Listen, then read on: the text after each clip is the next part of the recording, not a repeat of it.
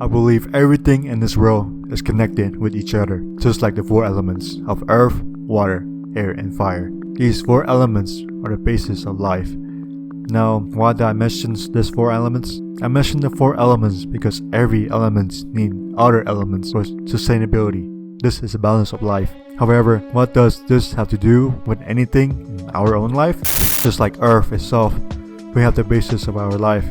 The basis of life is our mind, body, and spirit. This aspect of life seemed like it missing many crucial aspects like being part of society or being financially stable. This is true because this is just the most foundational and simple organized structure for life. The reason for this is that within the categories of mind, body, and spirit, there are endless subcategories for each.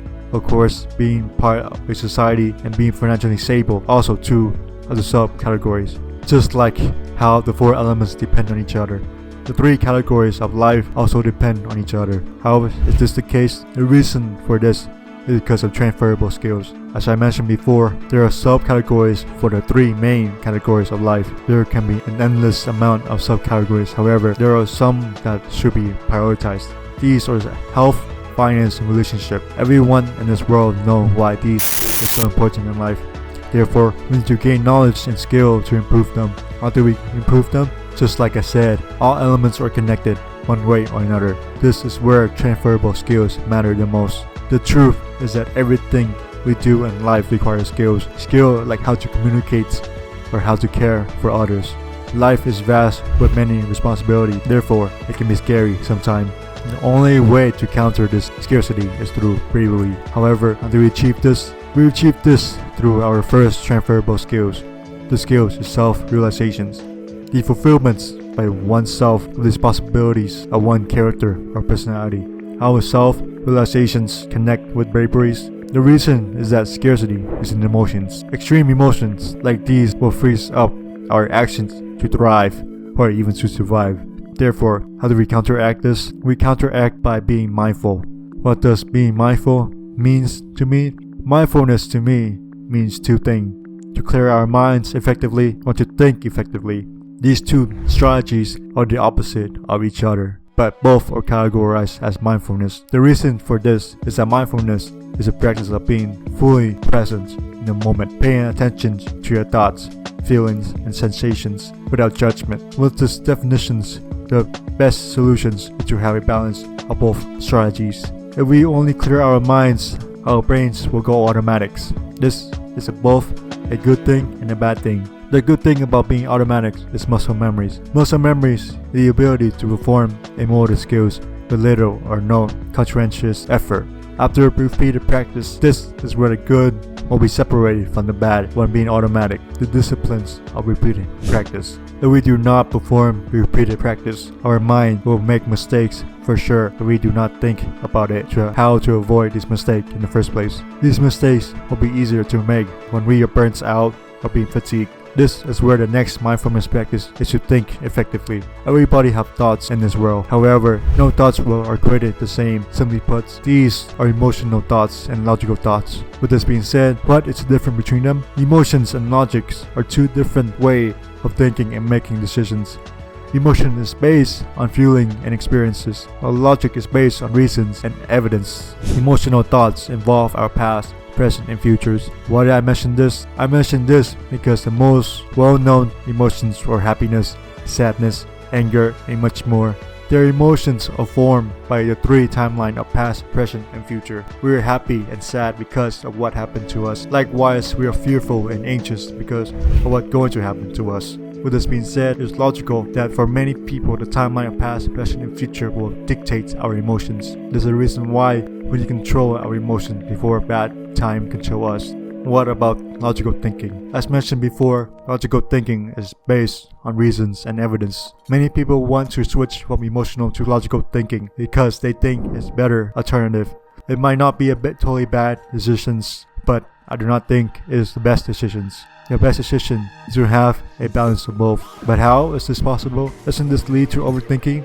The truth is that it can lead to overthinking. The reason is that we already face so much information in real life to be able to think about it all, which will lead to stressful situations. If this happens, negative emotion will take over before we can think of logical solutions. The only way we can break this cycle is by choosing which thinking style to activate. We achieve this by choosing the right time, the right place, and the right person for each thought. This is where emotional intelligence begins to take over. What is emotional intelligence? The ability to identify and manage one's own emotions as well as the emotions of others. Since we already talked about managing one's own emotions, let's talk about dealing with other people's emotions. This is what we call social skills, one of the most important transferable skills in modern time. Both emotional thinking and logical thinking are part of emotional intelligence. With this being said, we enhance our emotional intelligence or social skill capabilities. We will also enhance our thinking, planning, and action capability. How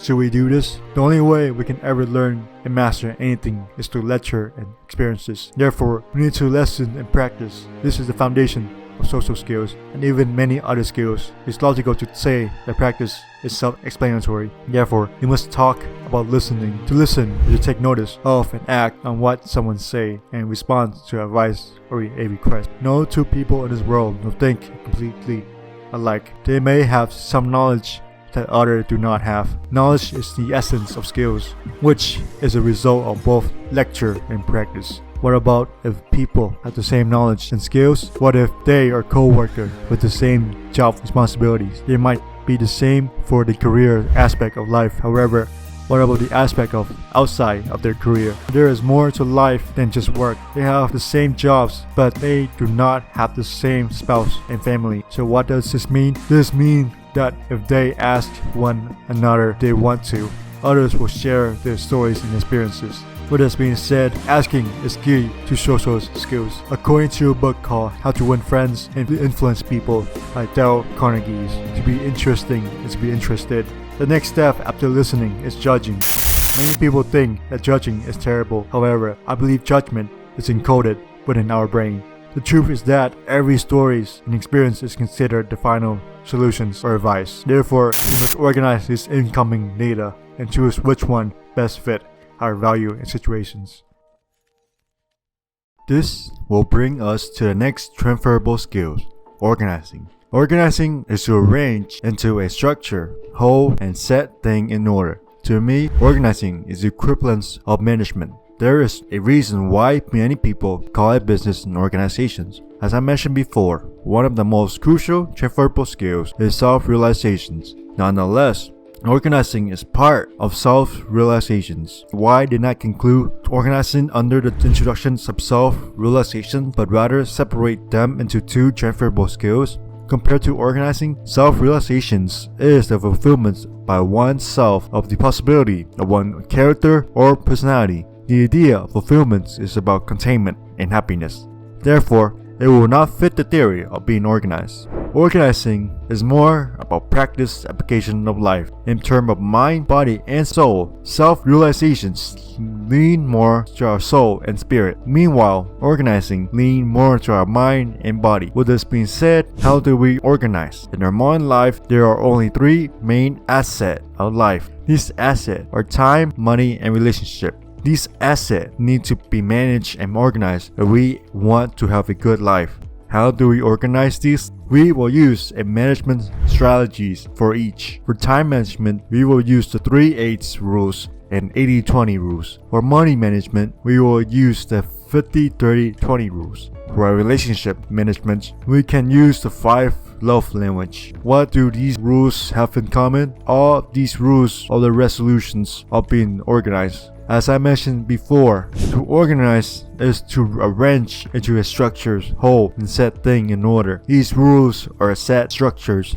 that were created from past knowledge and experiences of others. We can use these standards, however, I think the best solutions is when we introduce a better standard that fit into our own lifestyles, because these set rules can be vast and generalized. This is where the transferable skills of organizing begin to shine. If we master the skills, we can use this for many other skills. Thus, that is why this skill is called a transferable skills. All transferable skills are connected with one or another.